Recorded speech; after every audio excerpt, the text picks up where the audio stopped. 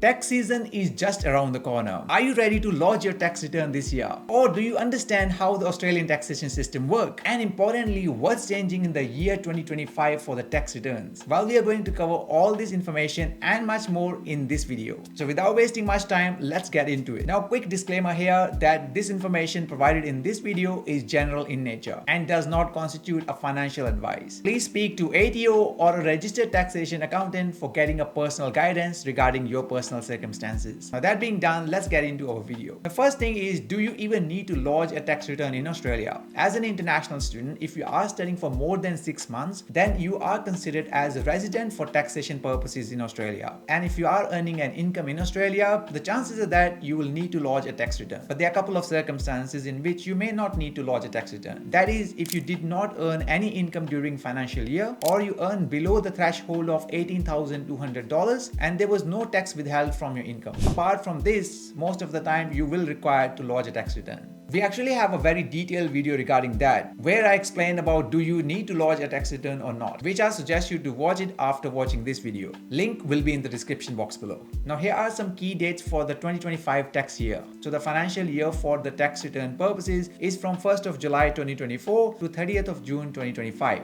And the tax lodgement period starts from 1st of July onwards. However, ATO usually recommend to wait for a few days so that everything gets updated into the systems. And the deadline, if you are lodging your tax return by yourself, is 31st of October 2025. Now, how to lodge your tax return in Australia? So there are three main ways you can lodge your tax return. The first one is DIY, which means do it yourself, which you can do it via MyGov account. If you haven't got one, you can create MyGov account and then you will need to link ATO with that. Don't worry, it's not very difficult to do it. We actually have a complete video regarding that on our channel on how to do this step-by-step process with an example of lodging your tax return in 15 minutes, which again we will link in the description box below. Apart from doing it yourself, you can also get help from Tax Help Program, which is run by ATO and it's completely free of charge, especially for the people who are earning less than $70,000 in a financial year and they are lodging their tax returns online. You can get help from our ATO volunteers via online, by phone, or through tax help centers across Australia. And last but not the least, you can also get your taxes done through a tax accountant as well, especially if your tax return is complicated and you might need to confirm if you can claim some deductions or not, then doing your tax return with a tax accountant might be a better option. Now, what do you report in your tax return? So first thing is reporting your income. The money you have earned in Australia, you need to report that. That money you could have earned by doing a part-time or a casual job, by doing some paid internships, doing some freelance or gig economy work like doing Uber Eats or DoorDash, or earning money through a bank interest or capital gains. For example, if you have made any profits from cryptocurrency or share trading or other investments, or even scholarships. Yeah, it might be surprising for some of you that scholarships could also be taxable in Australia. Not all of them, but it depends upon the scholarship agreement. So my suggestion would be to reach out to your scholarship provider, whether it's a university or private organization or government body, and ask them if your scholarship is taxable or exempt from taxes. They should be able to tell you that. Also, you'll need to report any deductions you are claiming. The deductions are usually expenses you have made during the financial year that are usually related to your work or could be some other expenses as well. Basically, these deductions help you to reduce your taxable income. So in a simple term, your tax is calculated on your taxable income, which we find out usually deducting all these work-related expenses from our income. However, there are some criteria you need to be mindful of when claiming these deductions. For example, that it must be paid by you, it must be related to your job, and you must have a record for it, like your receipts. Now, there is no one size fit all here for the deductions, so my suggestion would be to check on ATO website or speak to a registered tax accountant who can help you understand which deductions you can claim in your tax return. Now, here are some examples of deductions that we have seen on ATO's website that people could potentially claim in their tax return. So things like work-related expenses, home office expenses, uniform-related expenses,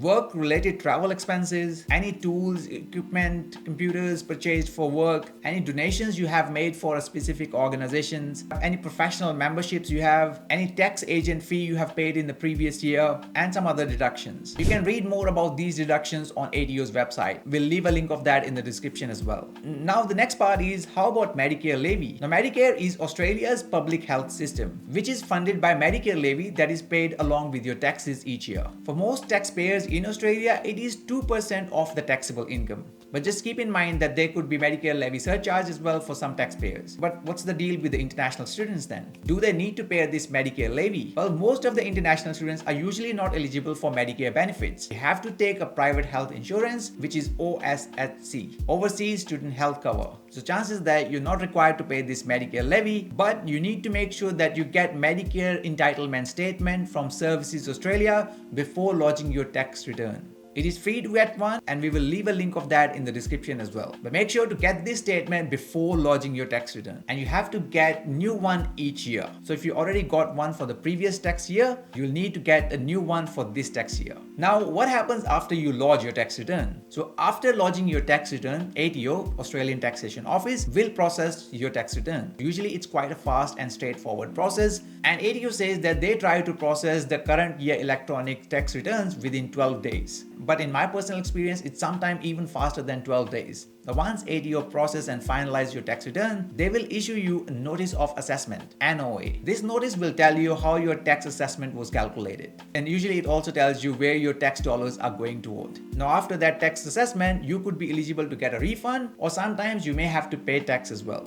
A lot of students have this myth that they will get all their tax back after doing their tax return. It might be the case if you are earning below the threshold of $18,200. But it's certainly not possible. But if you are earning more than that threshold, then chances are that you might be paying some taxes. Usually each week employers are required to take money from your salary for taxes. So the calculations will tell you whether you're going to get a refund or you may have to pay extra money after this assessment is done. Now, very importantly, what's changing for this 2025 tax season? And the major change we have is regarding the tax slabs for the year 2024-2025. Now, as you see in this table here, we have got both the previous year tax rates and the current year tax rates. And while there is no tax for the first $18,200 for both financial years, there is a reduction in the tax rates for the next couple of slabs. So the new tax rate for the people earning between $18,201 to $45,000 is 16%, which was previously 19%. And also for the next bracket as well, it has been reduced from 32.5% to 30%. And the tax slab has also changed as well. Instead of only for the people earning up to $120,000, it has been increased to people earning money up to $135,000. While the tax rate for the next two slabs are the same, the income thresholds, the taxable income has changed here as well, which is $135,001 to $190,000, which was previously $120,001 to $180,000. And the next thresholds have changed as well. Instead of $180,001 and above, it is $190,001 and above. So basically, every Australian is pretty much going to have some sort of a tax relief comparing to the previous year, which is obviously a good news. Now, before we end today's video, here are some quick reminders. First is to make sure that you keep all your records for your income and for deductions that you're claiming. ATO expect us to keep a record for at least 5 years